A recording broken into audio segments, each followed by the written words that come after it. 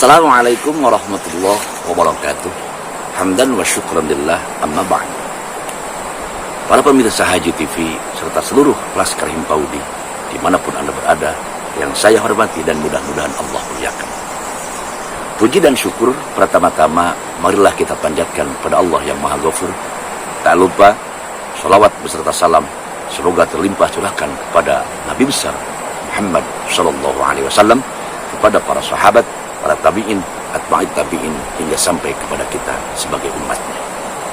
Alhamdulillah, pada sore hari yang berbahagia ini kita dapat kembali bersua dalam acara Ramadan Loving. Mudah-mudahan dengan adanya acara Ramadan Loving ini semakin menambah keberkahan ibadah puasa kita di bulan ini. Dan Ramadan Loving kali ini juga masih berbicara tentang cinta, yaitu 30 hari membangun cinta. Salah satu hal yang wajib kita cintai adalah cinta tanah air. Karena seorang ulama besar, pendiri ormas Islam terbesar di Indonesia bahkan dunia, Hadratus Syekh Kiai Haji Hashim Asy'ari, beliau berkata, hubbul watan minal iman. Cinta tanah air adalah sebahagian daripada iman. Bahkan Rasul pun mengajarkan, kalian harus cinta tanah air, karena saya pun cinta tanah air. Itu Rasul. Sedangkan kita adalah orang Islam, orang yang manut, orang yang turut, orang yang taat, yang harus tunduk serta turut kepada baginda Rasulullah Muhammad SAW. Kan kita Islam. Islam itu ingin selamat, laksanakan ajaran Muhammad. Jadi Islam ingin selamat, laksanakan ajaran Muhammad SAW. Salah satu yang Rasul ajarkan adalah cinta tanah air. Maka kita sebagai umatnya mempunyai kewajiban harus cinta kepada tanah air. Mengapa kita harus cinta tanah air? Karena kita tahu bangsa Indonesia ini adalah bangsa yang besar. 18.000 pulau terhampar dari Sabang sampai Papua. Itu 18.000 pulau, bukan jumlah yang kecil, yang sangat besar. Belum lagi 2 pulau nggak masuk. Apa? Pulau Gadung sama Pulau Gebang. Tambah 2 kalau sama itu. Bangsa kita bangsa yang majemuk, bangsa yang hebat, berbeda suku, berbeda bangsa, berbeda bahasa, tapi dapat disatukan dalam satu kesatuan negara, yaitu negara Republik Indonesia. Sedangkan kita lihat di Arab Saudi, di Eropa, di Amerika, satu suku bangsa, tapi berpikul berbagai negara.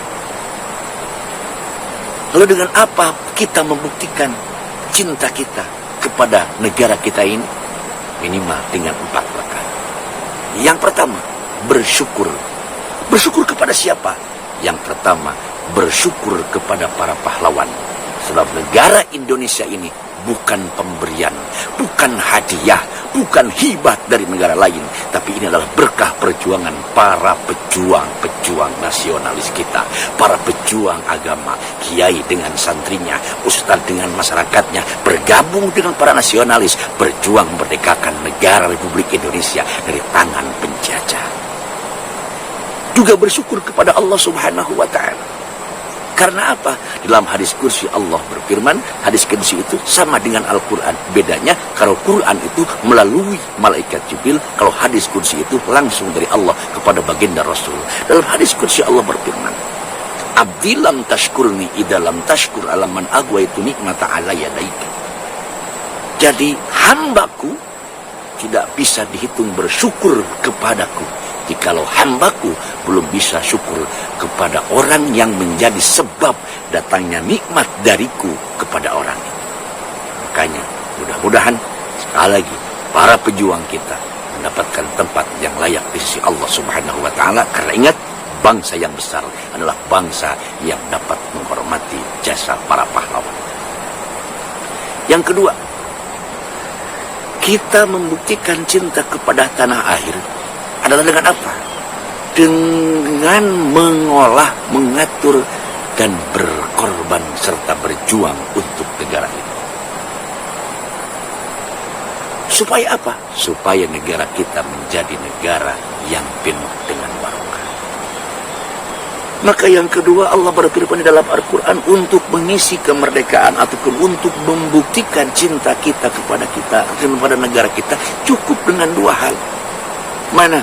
Jikalau satu negara ingin menjadi negara yang subur, makmur, gemah, ripah, loh, jinawi, toto, telkram, kertera, harjo, cuma dua syarat. Apa? Kewajiban kita yang dua itu. Yang pertama adalah amanu, beriman. Jadilah rakyat yang beriman. Jadilah rakyat yang mempunyai ketangguhan dalam mempertahankan iman. Karena dengan iman semuanya akan aman. Sekarang banyak para pejabat yang karena imannya lemah, mereka menghalalkan berbagai cara memimpin Indonesia kadang-kadang dengan tidak benar. Maka wajib kita mendoakan, mudah-mudahan para pemimpin kita mendapatkan atau diberikan oleh Allah iman yang kuat agar dapat membawa negara Indonesia menjadi negara yang subur, makmur, gemah, ripah, jinawi, baldatun thayyibatun wa rabbun ghafur. Yang kedua, syarat untuk menjadikan negara kita menjadi negara yang barokah, tanda bukti kecintaan kita kepada negara kita ini adalah dengan apa? Wattaqau, bertakwa. Ulama berkata, takwa itu adalah imtisalu awamirillah wajtinabu nawahi, mencintai atau melaksanakan seluruh perintah dari Allah Subhanahu wa taala dan menjauhi larangan dari Allah Subhanahu wa taala. Apa yang dianjurkan, apa yang diperintah oleh Allah, yuk kita laksanakan.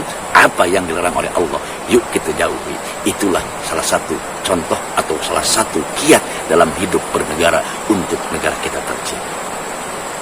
Dan yang keempat, kewajiban kita menjadi tanda bahwa cinta kita kepada tanah air, kita sebagai para pengajar Laskar Himpaudi wajib memberikan pendidikan sedini mungkin kepada anak-anak kita agar mencintai tanah air kita. Mengapa harus dari kecil? Karena usia dini kita tahu adalah usia di mana otak-otak anak kita, pikiran-pikiran anak-anak kita belum terkontaminasi dengan hal-hal yang lain. Sehingga Rasul kalau tidak salah bahkan sebuah pepatah mengatakan, at-ta'allum bis-sighar kan-naqsi 'alal hajar wa ta'allum bil kibar kan-naqsi 'alal ma'. Belajar di waktu kecil laksana mengukir di atas batu, belajar sesudah dewasa laksana mengukir di atas air. Batu, sebetapa keras pun batu itu, kalau kita sedikit demi sedikit ditata, dipahat, tatkala akhir akan menjadi sebuah hasil karya yang artistik, estetik, dan antik. Sekeras apapun batu, tapi walaupun air itu barangnya cair, lembek, coba kita menggambar, jangankan pakai pahat, jangankan pakai tata, pakai telunjuk kita mengukir di atas air, ya saya yakin